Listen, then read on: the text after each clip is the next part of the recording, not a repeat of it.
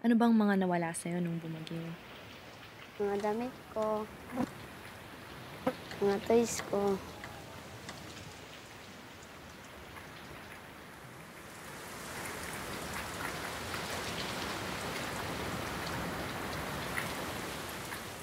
Ang pagbagyo, diba umaga ng Friday.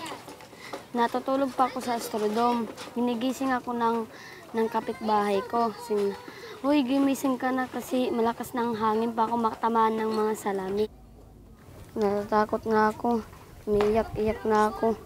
Pati mga tao doon, sige na nagpanik kasi nagkakasalaming sige na bubugto.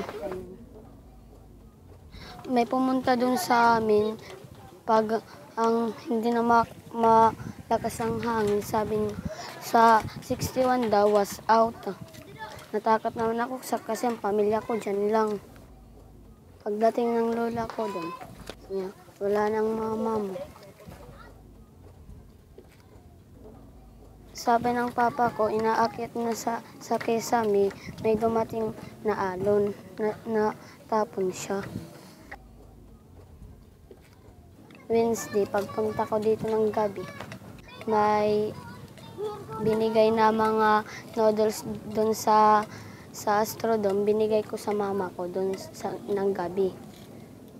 Last na namin pagkita niyan. Namimiss ko ang mama ko. Parang mama na lang ako. Sabi ng lola ko, ako na ko ng mama ng mga kapatid ko.